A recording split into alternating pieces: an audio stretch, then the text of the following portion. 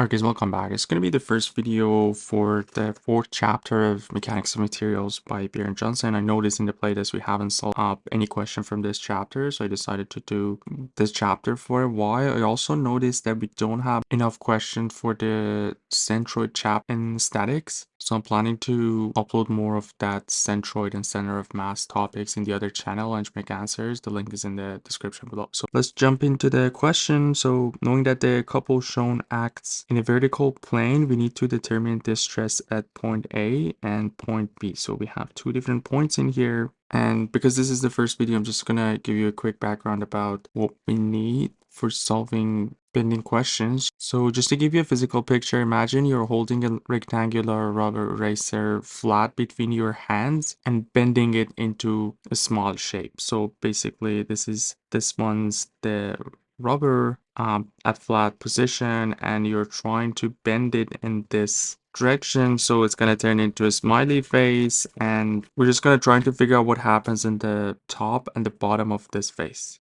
So you can see in the top part, this part, it's getting shorter, so the material is being squished, so this part goes into compression. I'm going to show it with C. And the bottom gets longer because the material is being stretched.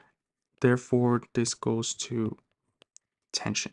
We have the top part in compression and we have the bottom part in tension. And it's safe to say that in the middle, there is a layer that is neither squished or stretched. That's called neutral axis. We show it with NA. So what's happening in here is basically you're applying a moment with your fingers, which turns the rubber into the red shape that I'm showing in here. And because there's no sideways push or no axial push, every cross section feels the same bending moment, which was these two moments that are causing this. And this is special case is called pure bending, and it's exactly the case where we have a simple formula that is perfectly valid, and it's called Fletcher formula that shows the stress, and it can be calculated from the moment times y over moment of inertia. And in the question and in this formula we have a negative sign which counts the sign convention that we have in this kind of problem. So for the compression, we have a sign convention of negative for compression, and we have a sign convention of positive for tension. So that's going to be our formula that we need. I'm going to explain why these things are. So the moment is the moment that we have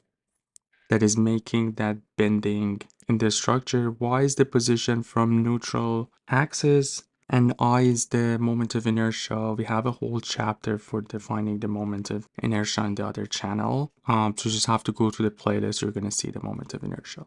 For this specific example of rectangle, which is what we are dealing with in here, the moment of inertia is 1/12 of B times h cubed. So these are the two formula that we need in here, but let's get to the question. Again, because it was the first video, I just want to give you guys an idea of where these formulas are coming from, so you won't be confused or where this is coming from. So let's start with the moment of inertia. If you look at this, the figure for this question, the cross section, so that's our beam, which the cross section is a hollow rectangular shape, but we have a symmetric rectangle, so the neutral axis would be exactly this dotted line that I show. We can call our axis y maybe here, and now you're gonna have an idea what this y is, basically the distance of that point to the neutral axis, which for this part would be that, and for the second part b, this is going to be the neutral axis, and above the neutral axis is going to be positive, so that way these two are definitely positive, so the y will be positive, which means because the moment is in this direction, so the top part is going to be in compression and the bottom part is going to be in tension. So that negative sign counts for that compression because at the end, the top part is going to be negative. So, and from the question, we can see A is above the neutral axis. So will be somewhere in here, which we can tell that it's in compression, and B, which is somewhere in here, is going to be in tension. So before we start solving the question, we're expecting something compression for A and tension for B. All right, so all we need to do now is just to plug in those values in here, we have the moment as a given. It's 15 kilonewton meter. Y, as I mentioned, is pretty obvious. So we just have to figure out the moment of inertia in here. And because we have hollow rectangle, we have the moment of inertia of the, let's say the bigger rectangle, which is this one. You can show it with I2, and the smaller one, which is this one, which we need to subtract. And that's going to be the I that we are looking for. So being here would be the base of rectangle, and H would be the height. So here, this is the base, and this will be the H in each of them. So rest of this, just put in those numbers in here, 1/12 of, for the bigger one, or the rectangle 2, the B would be 20 plus 40 plus 20, which is 80. So 80, keep in mind that we are going with millimeter. So we need to be consistent with the units. And the height would be 8 plus 20 plus 20, or 120, all to the power of 3. The second one, very similar. We have a different base. This time the base would be 40. The smaller rectangle, the height is also different. It's going to be 80. So we have millimeter times millimeter cube. So it's going to be millimeter to the power of 4. So we just have to calculate this.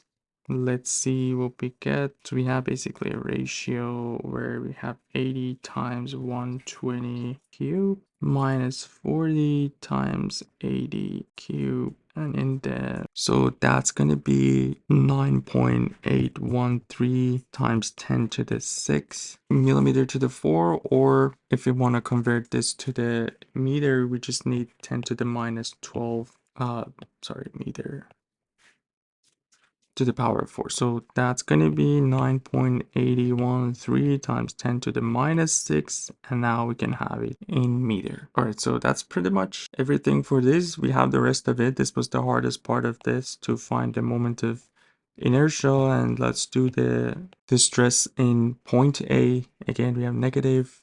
We figured so we have the moment 15 kilonewton meter. So just watch for the unit 15 times 10 to the 3 Newton meter times, again, the y for A would be the distance to the neutral axis. So we know the whole thing is AD. Half of it would be 40. So times 40, again, watch for the unit over our moment of inertia, 813 minus 6. This is a meter. So that's going to give us the Newton per meter squared, or Pascal. So we just have to figure this one out. These two will be canceled out. Let's just calculate, see what we get. 15 times 40 over 9.813. So it's going to be 61.1, and 10 to the minus 6 is going to go up Pascal, or 61.1. Keep in mind that we have a negative sign as well. Megapascal, the negative sign shows that it's in compression. That's for the A part. And we got the stress negative compression, which is what we expected. And for the B part, negative, everything's the same, 15 10 to the 3. The Y is different. Also, the moment of inertia is the same too, 10 to the negative 6. And the Y now for point B is going to be this distance. First of all, we are on the negative side of Y, because we are below the neutral axis. That's going to be this part, which is half of 80, 40 plus 20, negative 60, 10 to the minus 3. Again, this two will be cancel out. And now we have negative, negative, which is positive. And in here, we only have 60 instead of. So that's going to be 91.7 megapascal. And the positive sign here shows that it's in tension. And yeah, that's pretty much everything for this question. Everything was clear. Again, it got a little bit longer because I just want to go through this at the beginning. Then we can move on to questions now that we have the formula for this concept, and I'll see you guys in the next video. Have a good one.